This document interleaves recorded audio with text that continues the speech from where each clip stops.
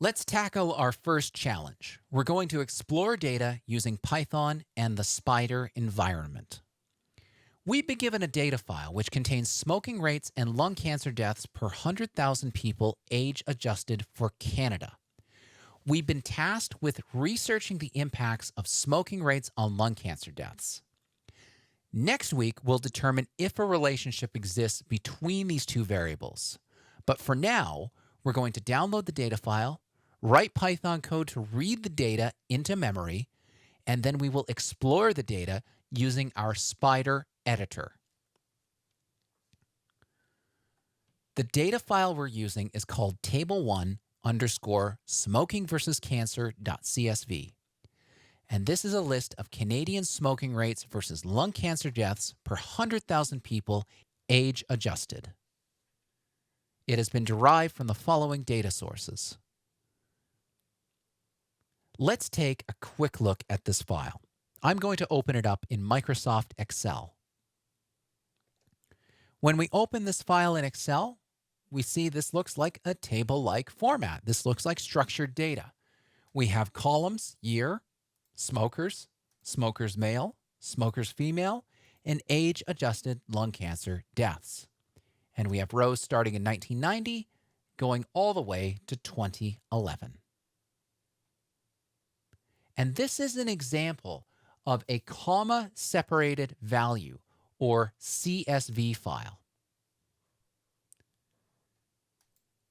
If you have Microsoft Excel or Apple Numbers or some other spreadsheet program installed on your computer, this file might appear to have an Excel or a numbers icon associated with it.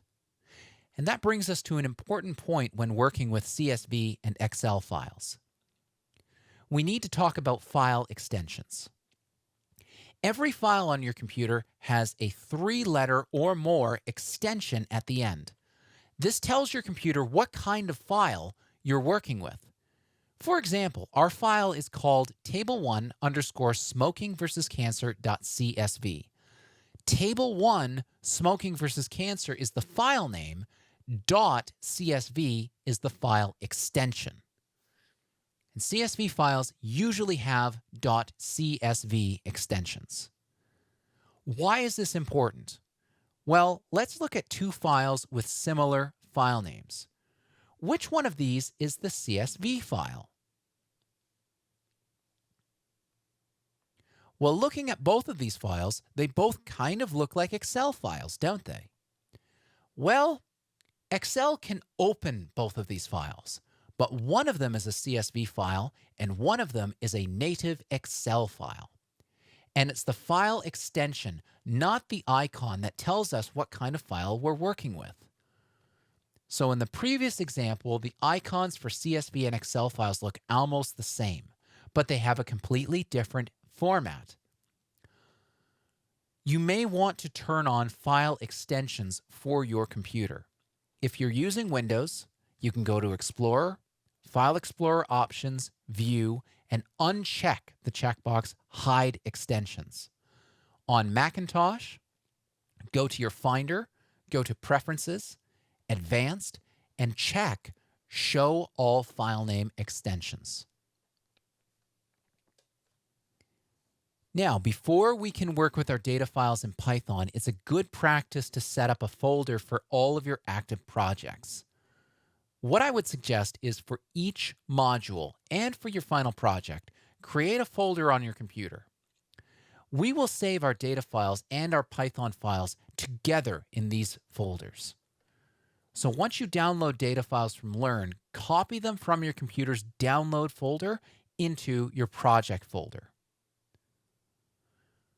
One common mistake that people will do is they will download a CSV file, open it in Excel, and then go to File, Save As. Unfortunately, that can change the file format, and Excel might misinterpret number values and date values, and it will make it difficult for you to follow along the examples in class. So do not open these files in Excel or Numbers until you have moved them into your folder. So let's take a quick look at our CSV file. So before we use Python to read our CSV file, we're going to perform a Wizard of Oz experiment and open our CSV file in Notepad. Why Notepad? If you're on a Mac, you can also use TextEdit. Well, it's because under the hood, CSV files are just text files with data in our columns separated by commas. Hence, CSV, comma separated value. Picture to the right is our CSV file opened in Notepad. Each line of our file is a line of data. Our first line is our header row. Our second line is our first row of data. And all of the values are separated by commas. Now, what were to happen if we tried to open an Excel file using Notepad? Well, if we use Notepad or TextEdit to try to open an Excel file, a .xlsx file, we'll see a lot of garbage produced. And that's because under the hood, Excel files are, while they're structured, they are not text files. Now, we're going to learn how to read both types of files using Python. The methods are similar.